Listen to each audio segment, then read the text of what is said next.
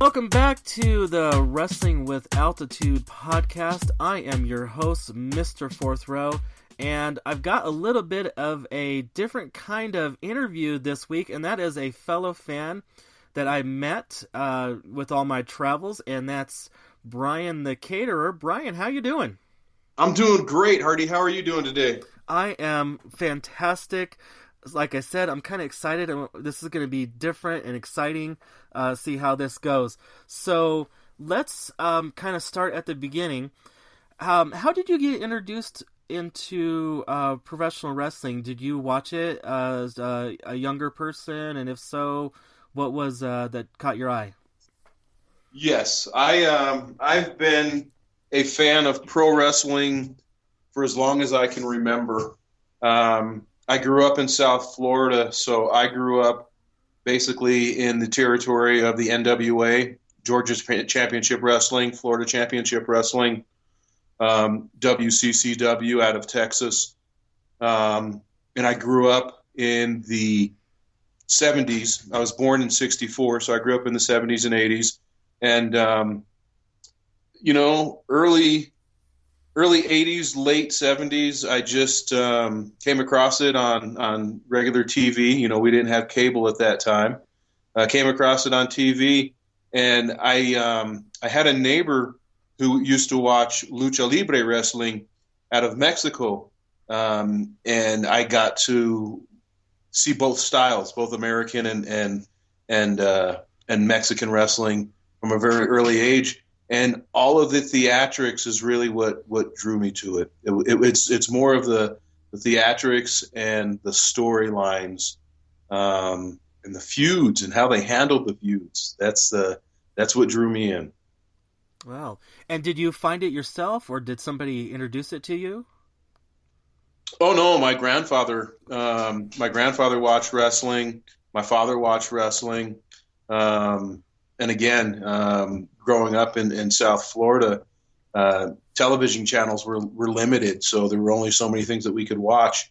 And Saturday or Sunday morning, I think it was on Saturday mornings, the only thing that would preempt the Saturday morning cartoons would be professional wrestling and roller derby.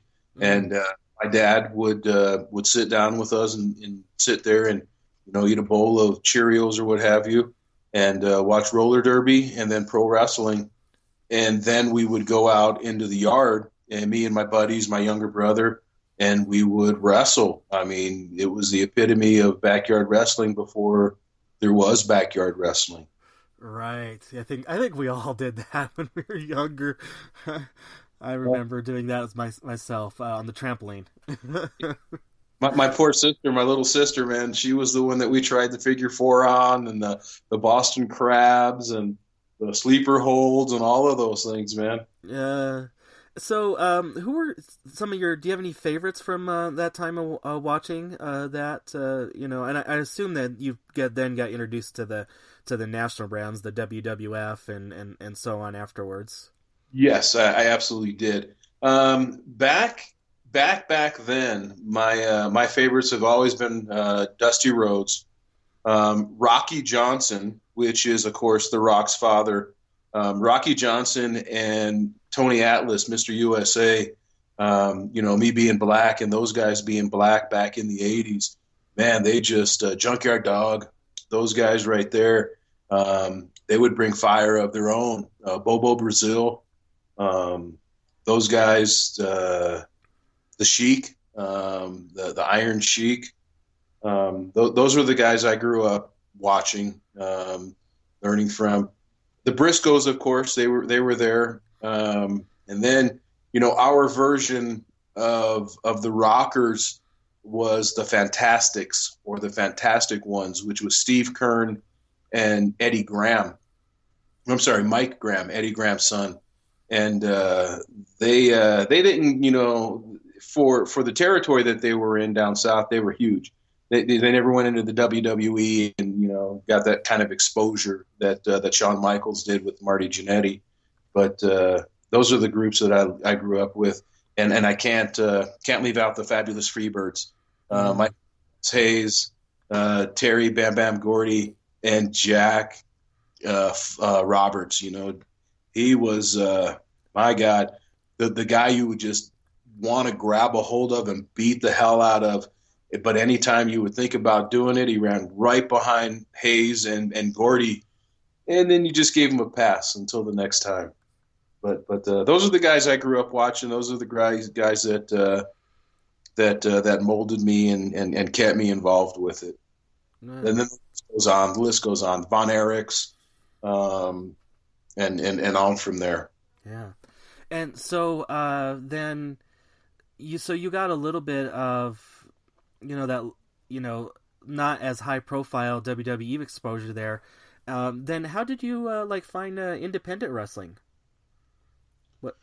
Well, independent wrestling. I've always I followed the Pro Wrestling Illustrated. I've had issues of those going back years and years and years, and then the dirt sheets, and then when the internet first came on, I just subscribed to wrestling newsletters and would follow along that way. Now that we've got all of these different medias of streaming with Ring of Honor and Ring Warriors out of Las Vegas, which is funded by FSW.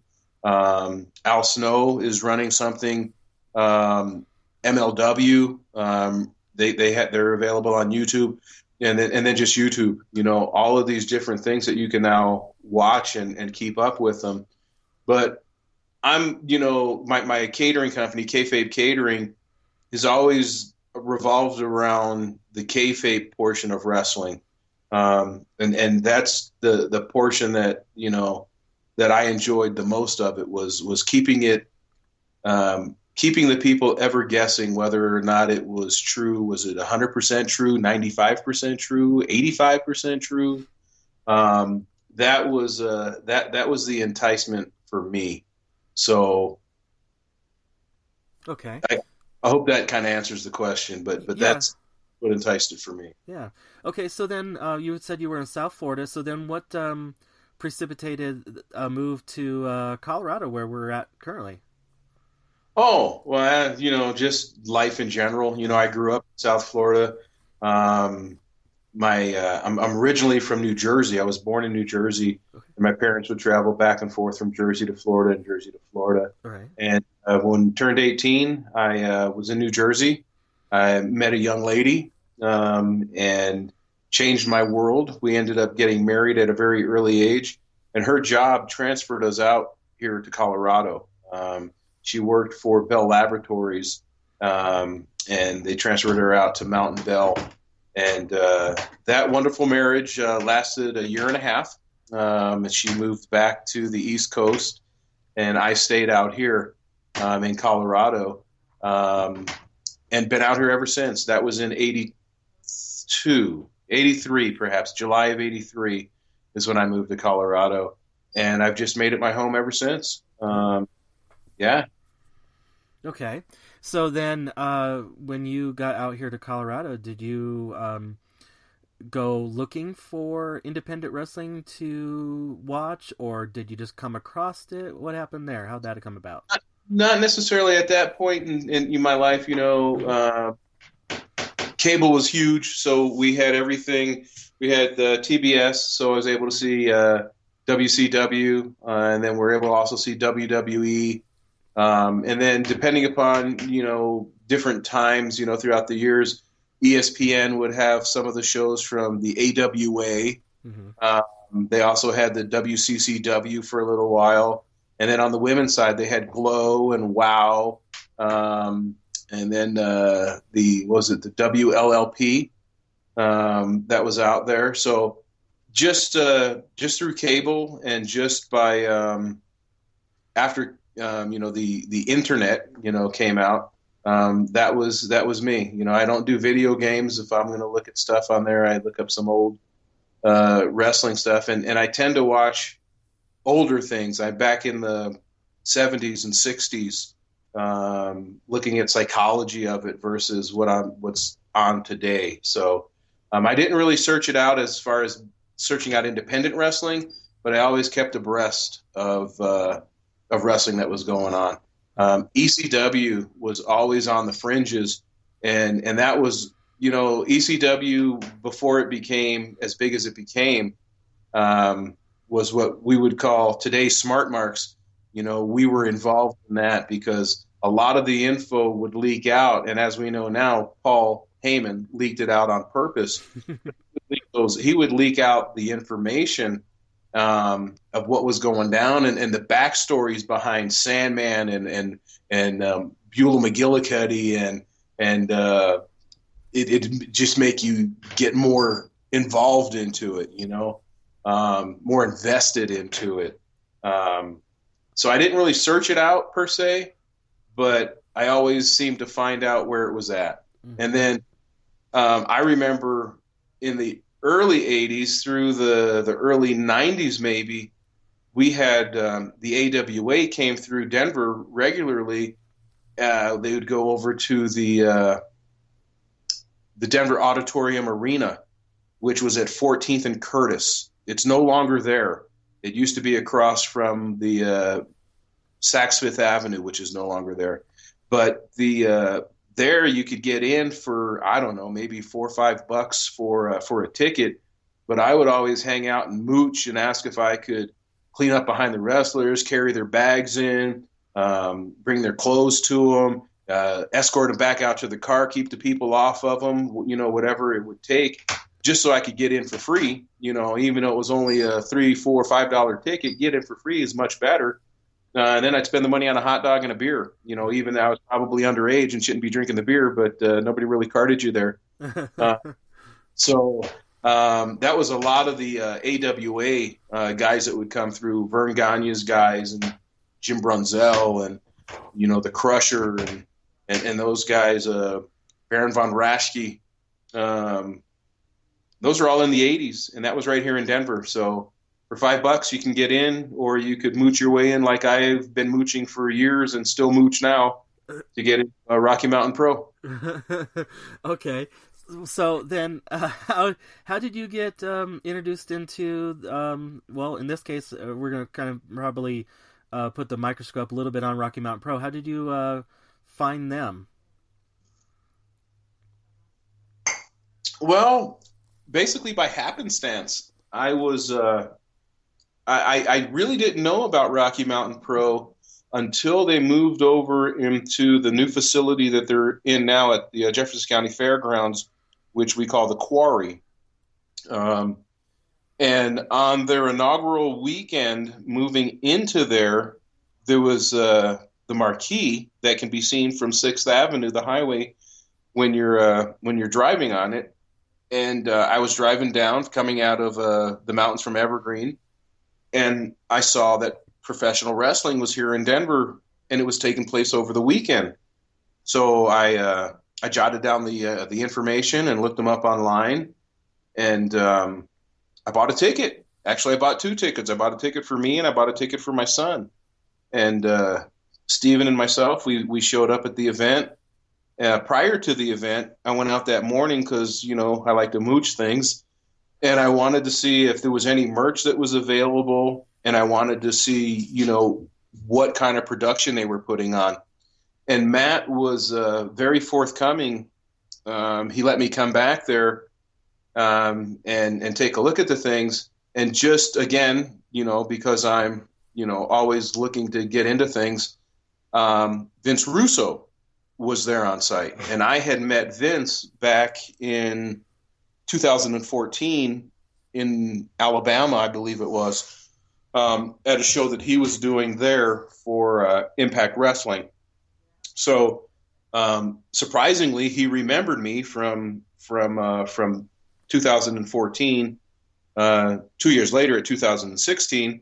So when Matt saw that Vince and I knew one another, he was very open and allowed me to talk to the guys, talk to the girls, talk about merch, purchase some merch, and then come back to the show. After coming back to the first show, seeing the show they put on was great, and then seeing that it was put on by students, I realized that they had a need. I was a student at one point, and I know that students, not only students, but people that are wrestlers that want to get into their trade. You know, you talk about stories of eating tuna fish out of a can and surviving off of raw potatoes because nobody would give you enough, electricity to boil water to cook it.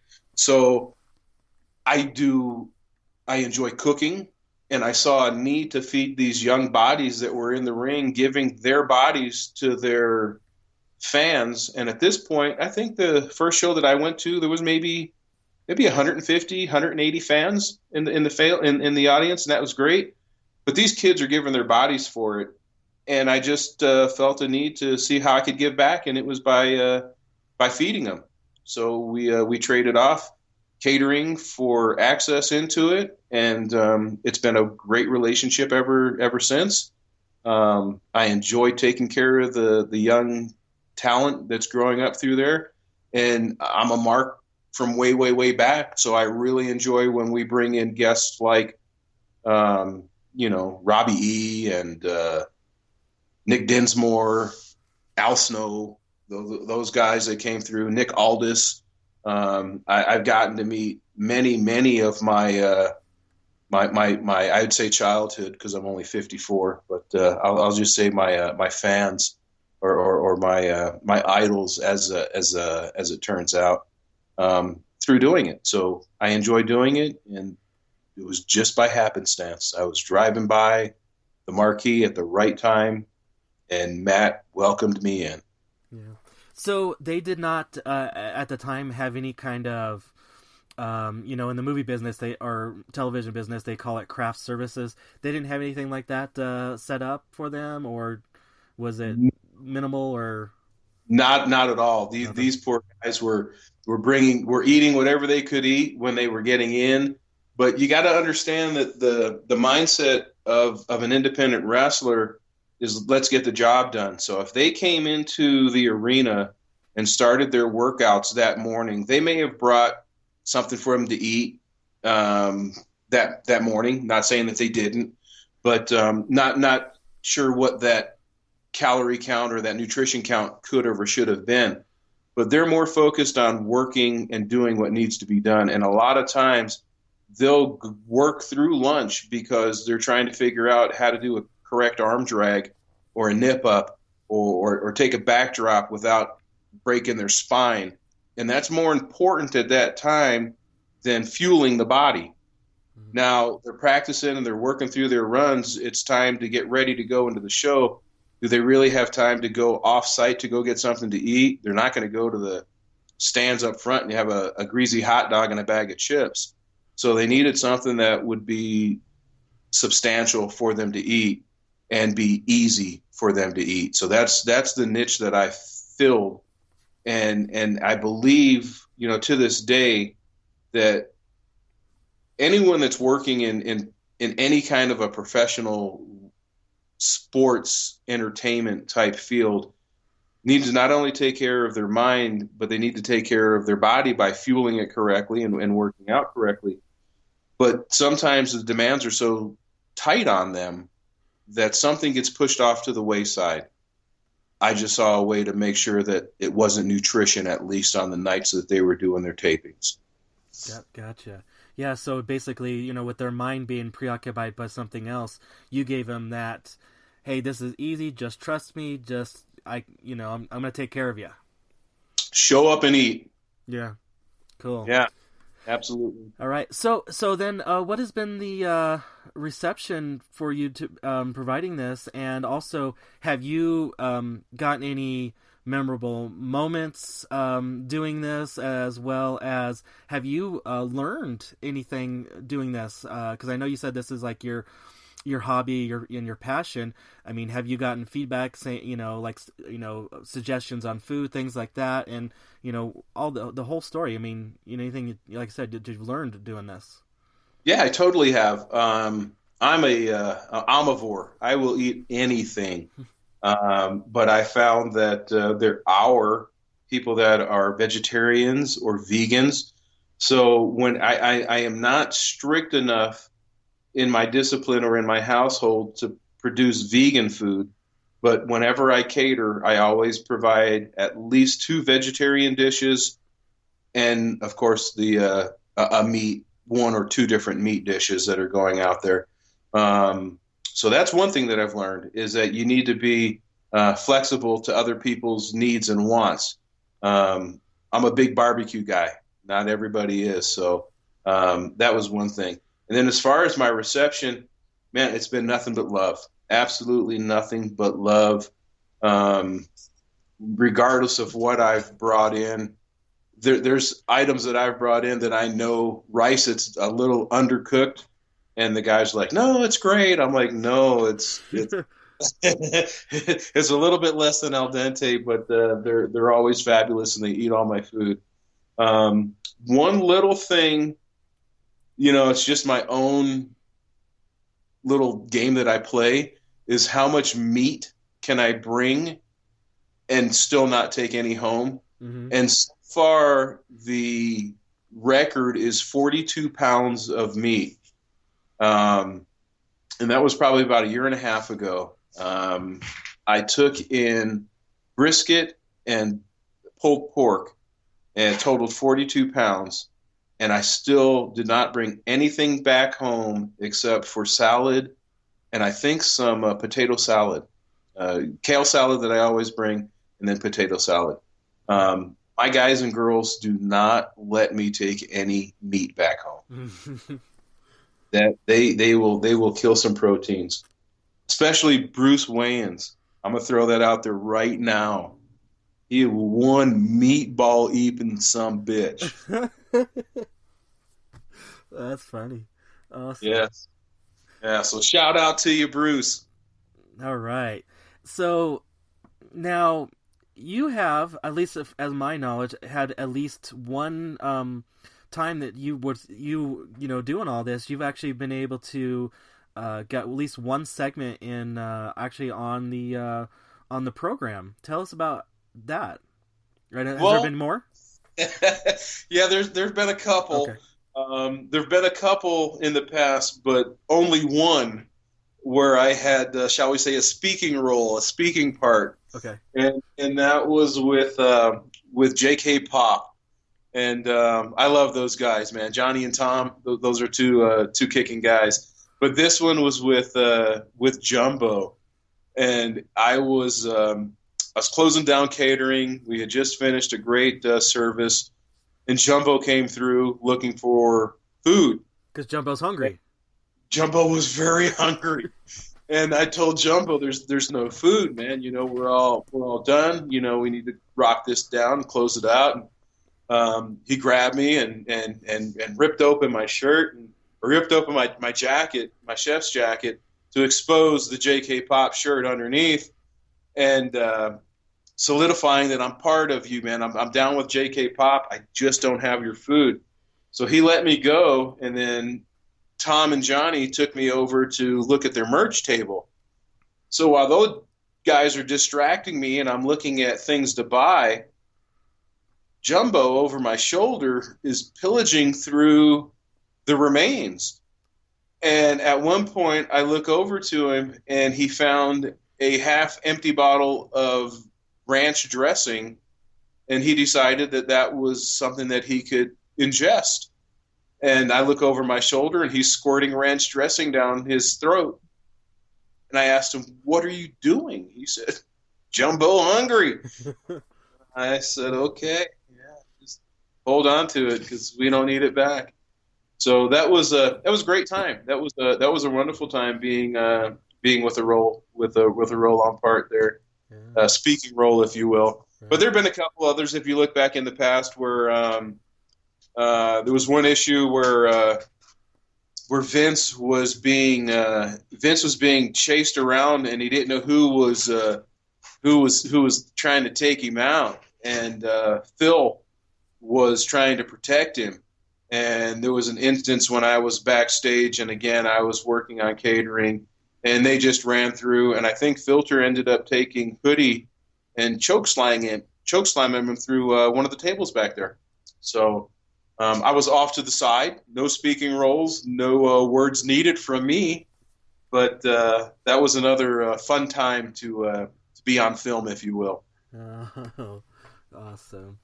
Yeah, and now with the Jumbo thing, that's now part of his character. He's coming out with salad dressing every time he possibly can.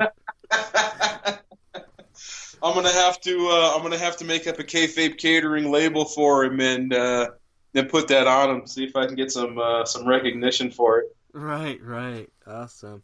So now, you just recently went to the Impact Wrestling tapings that happened about 2 weeks ago or so.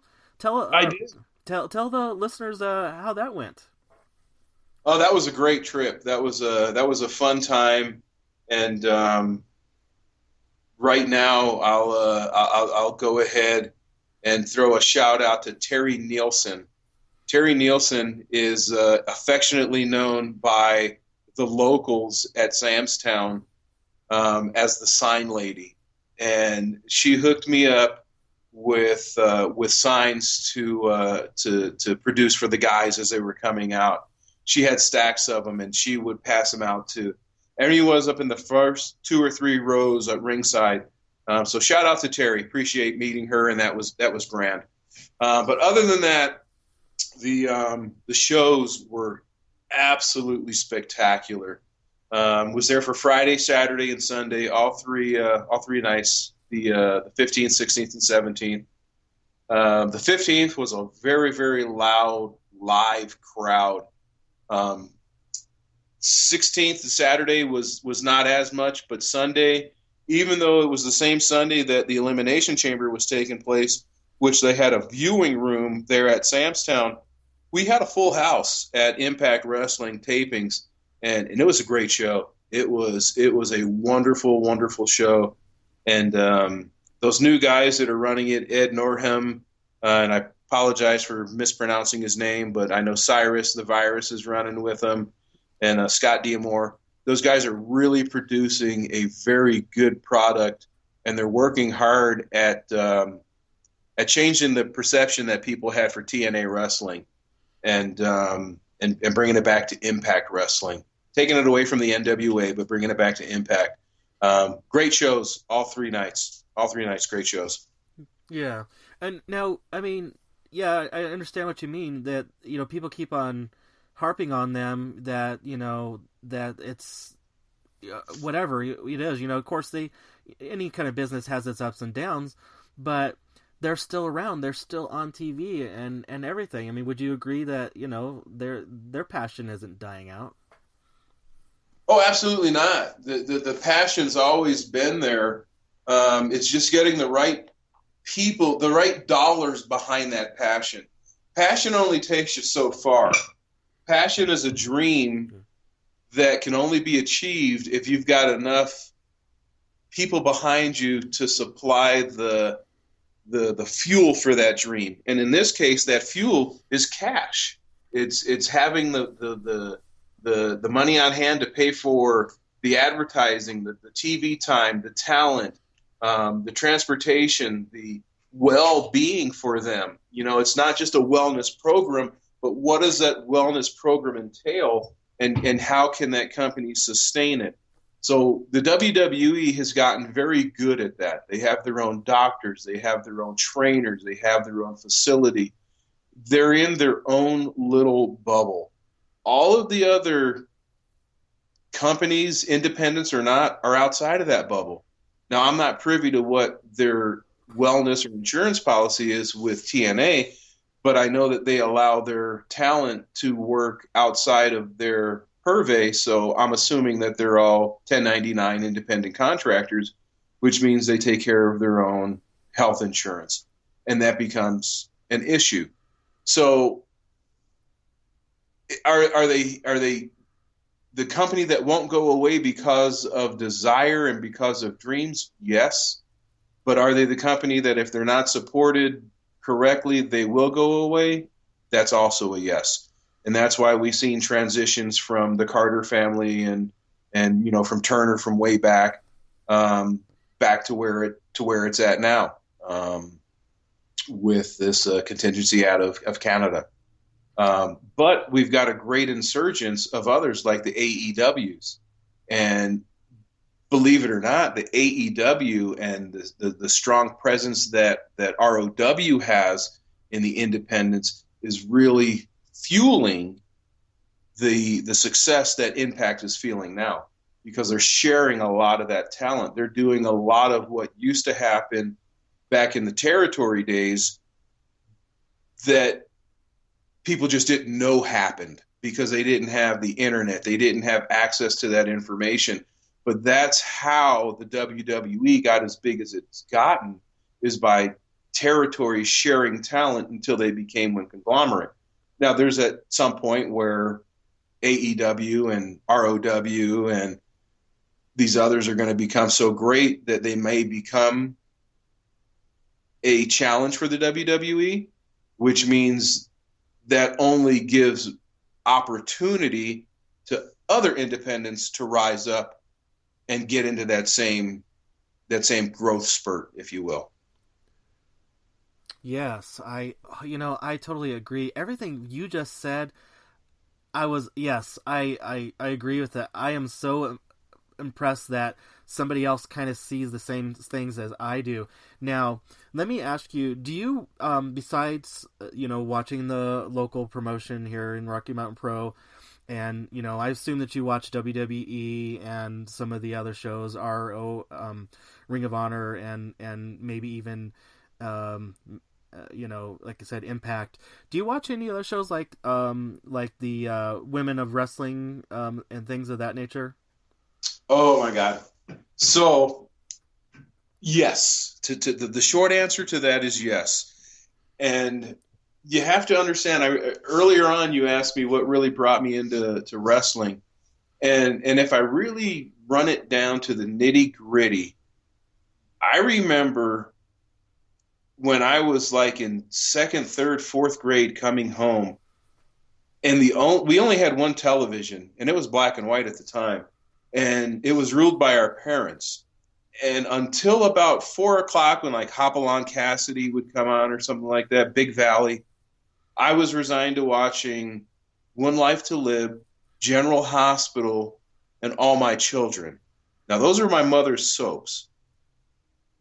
But if you can take the storyline for them soap operas and turn that into wrestling, that's what really turned me on, was the storylines. So, yes, the short answer is yes. I watch a lot of other wrestling, and I love Glow. I love the original Glow that was on on TV way back when on ESPN, and I used to watch that when it was live. But I also like the new Glow series that's on Netflix. Mm-hmm. Wow, wrestling. I don't know.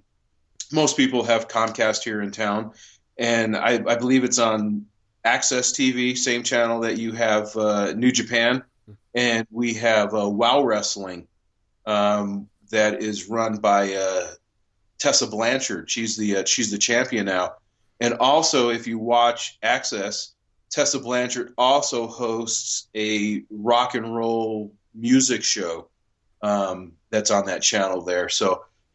Yes, always been involved with it. Ladies Pro Wrestlings, back in the late 80s, where you had Terry Powers, Nicole Bass, Leilani Kai, of course, the Fabulous Moolah.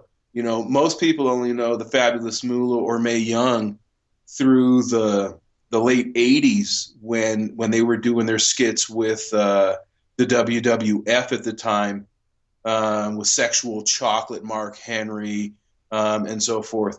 But those ladies, man, they were dynamite on the mat back in the 70s, back in the 80s, when I'm watching the match with Bobo Brazil against the Sheik, and it's got to be followed up by Moolah and the Island Girl.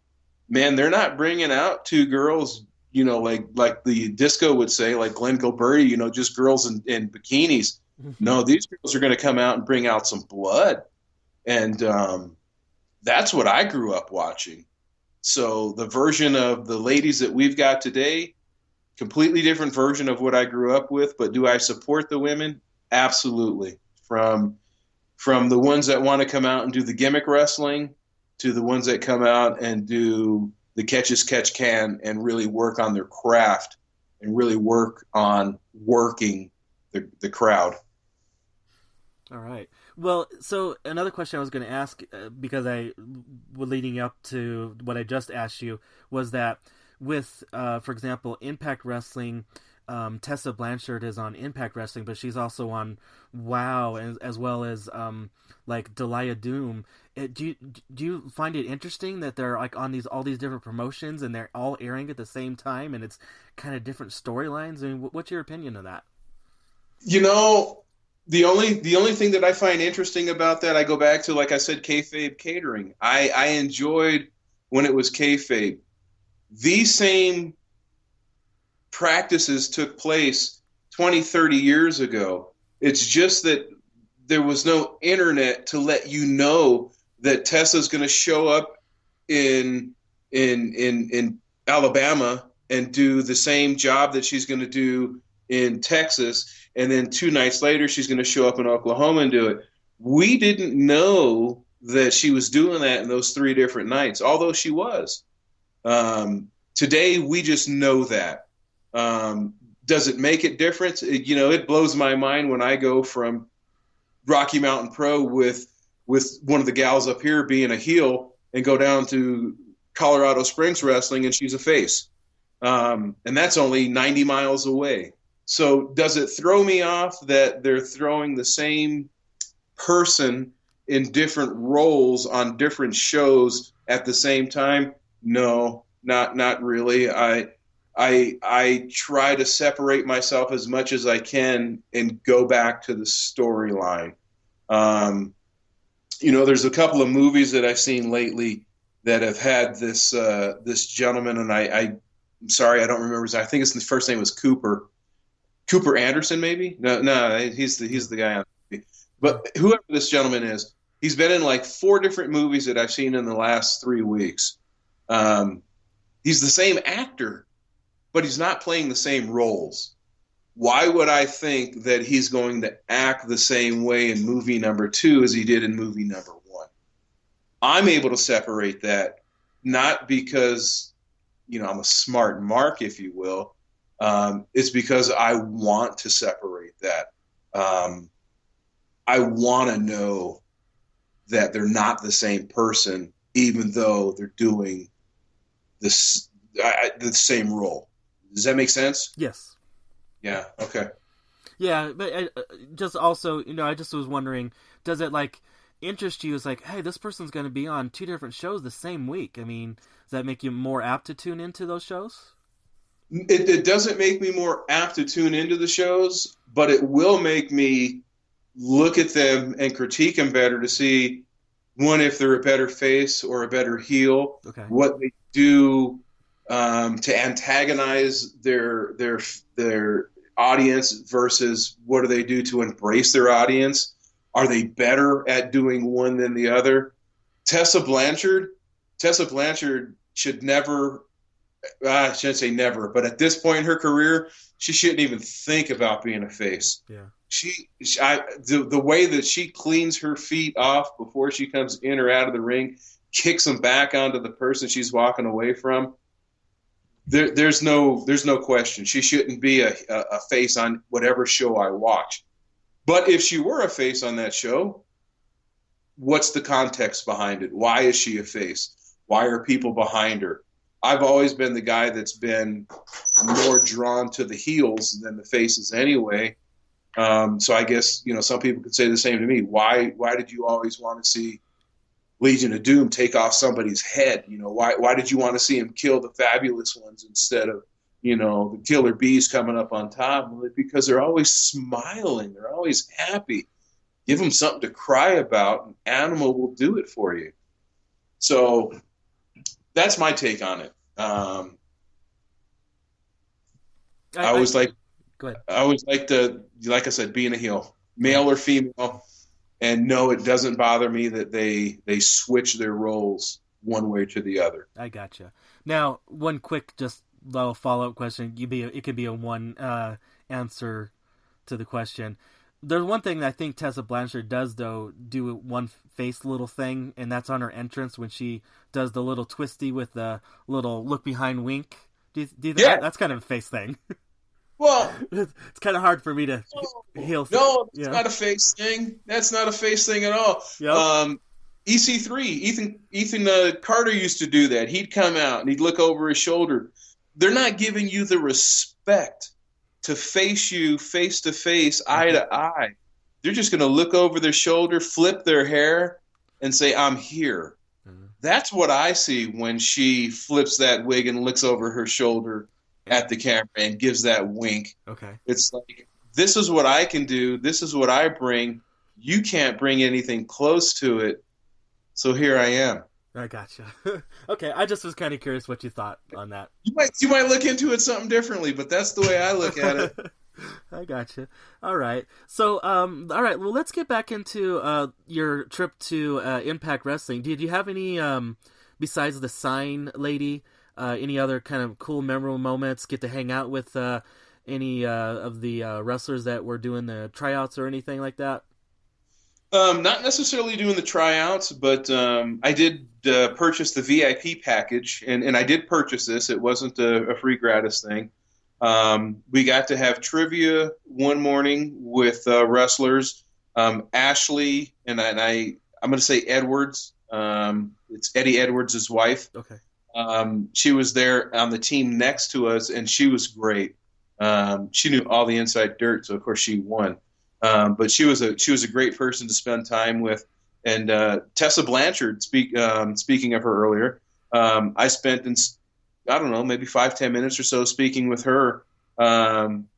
Beautiful young lady, smart, of course, third generation, behind her grandfather and behind her dad Tully. Great ring savvy.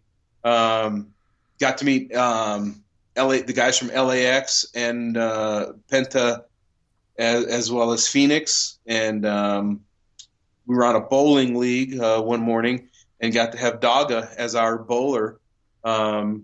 As you know, I just had my hip replaced, so I was kind of tenuous at this at most, but did great. We had a great time, had a wonderful time out there with the guys, meeting them there, and then as far as at the ring type information, Sammy Callahan and what is this group called? OVE? Yeah. Those guys do not break character. They don't kayfabe. And I think all 3 nights those guys were there. They had the best matches. They had a couple of there was one gimmick match against these our gang kids. I don't remember the name of the group. It's 3 kids that are do the high sign and yuck type matches. And even though it was a yuck match with one of the Chris brothers, one of the best matches of the night. So props to OVW and Sammy Callahan. And then, of course, Kevin Cross. There's no getting away from Kevin. Kevin is money on the mic, and he's getting better and better in the ring every time I see him. Very cool. So how good of a bowler is Daga? First game that we did, he won both rounds, by the by. The first round that we did, he got 97, and 97. He didn't even crack 100, and he still whooped our butts. Oh. And on the second round, I believe he got 105 or 107 on the second round. But he beat us both times. And in mine was Terry, the sign lady, a gentleman by the name of Joe, who I met there, myself, and then Daga. Very, very cool. All right. So, should we definitely tune in to Impact these next few weeks to see all these recordings? Are they going to be worth watching?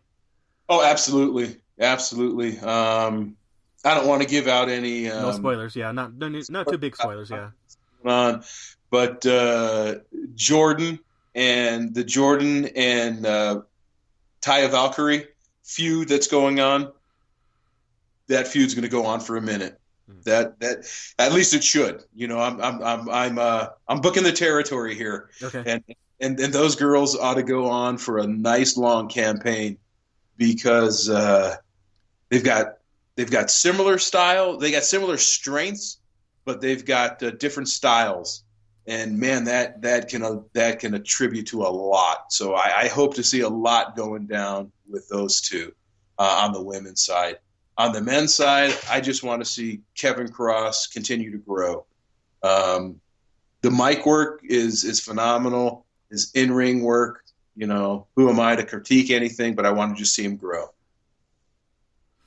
Cool. All right. Well, Brian, I'm kind of really out of any kind of other questions. Anything else you want to talk about? Maybe mention?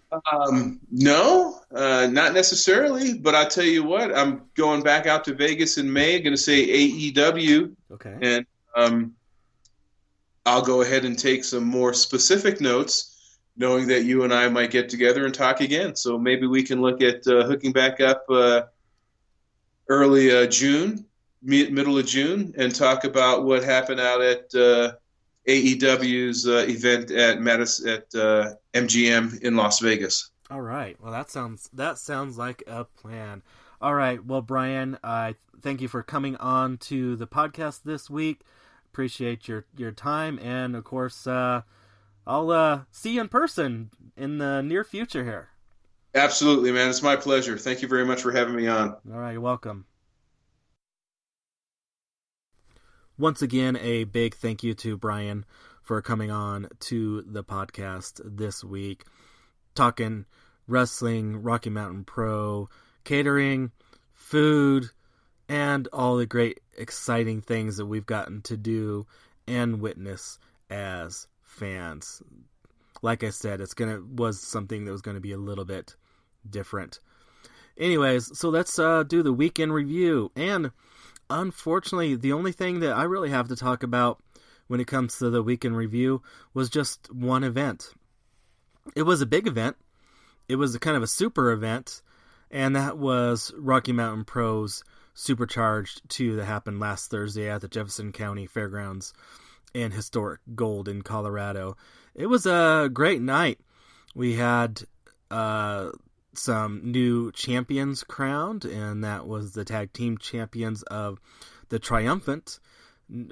Stole those away from Curtis Cole and Matt Yaden, the most funnest tag team in the world. They avow to get their belts back and to be avenged. But we also had Anaya winning the Rocky Mountain Pro Championship for the first time ever. So it was exciting. If you guys didn't catch it or were not there in person, go ahead and check it out on their Twitch stream, their Twitch channel, and subscribe and see that how it all happened.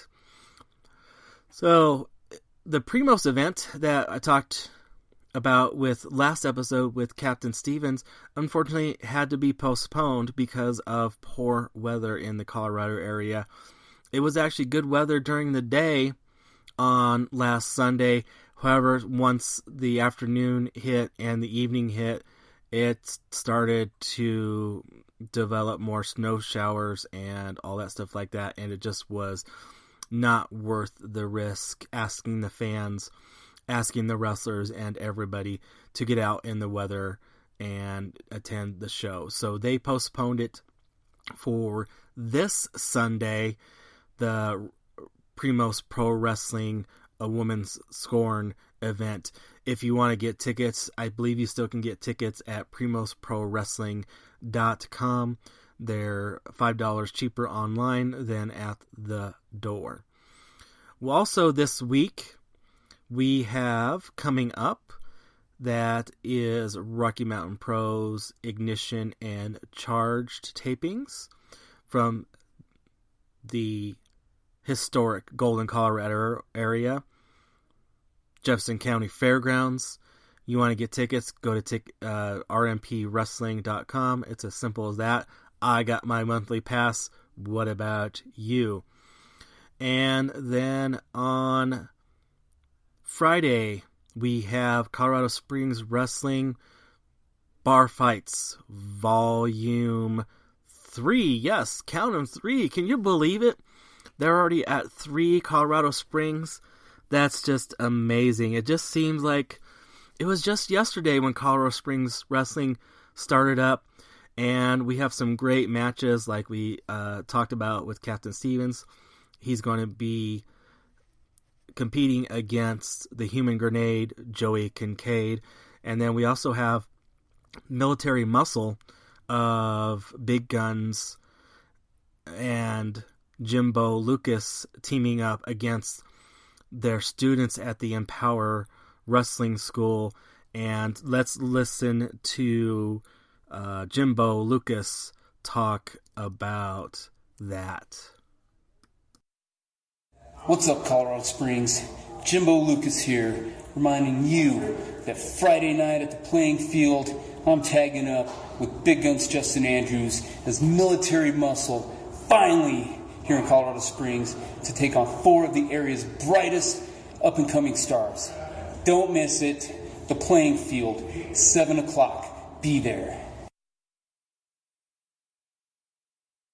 So there you have it from Jimbo Lucas telling you to be there on Friday in Colorado Springs for Colorado Springs Wrestling as they present Bar Fights Volume 3. I'm going to be there. Who's coming with me? And then on Saturday, Rocky Mountain Pro is holding a very special wrestling event. And in my opinion, this is kind of amazing. This is going to be at the Pepsi Center, and I would suspect that some of you may have heard, if you're fans of basketball or hockey, you may have heard of the Pepsi Center, because that's also the home of the Denver Nuggets, Colorado Avalanche, and in this case, the Colorado Mammoth, the indoor lacrosse team. The Rocky Mountain Pro is holding wrestling after the Colorado Mammoth game, and this is in conjunction with their work with the Make-A-Wish Foundation for Wish Warrior Chad Isaacs. So you can purchase tickets through the special link. If you need that link, go to Rocky Mountain Pro's Facebook page, scroll down a few posts, and you should be able to find the link there. There's a special meet and greet section during the game that you can talk with the wrestling talents. And hey, if you want to talk to me, I'm going to be there, even though I'm not necessarily a Rocky Mountain Pro talent. I'm just talented, if I can pat myself on the back there just a little bit. But anyways, that is it that I have. But before I go, let me thank the Trending Topics Network for hosting my show. And if you guys enjoy the Wrestling with Altitude podcast, the Trending Topics Network also has some other great shows that can be found on here. So stay subscribed, or go ahead and subscribe, and you can also listen to other great shows such as Wrestling Cheers, the Spanish Announce Table, the Eurovision Showcase, and Chill. Yeah, that's the name of a podcast. It's and Chill. Yeah, I know it's kind of weird. But anyways, thank you all for listening, and I hope you're having fun wrestling with altitude.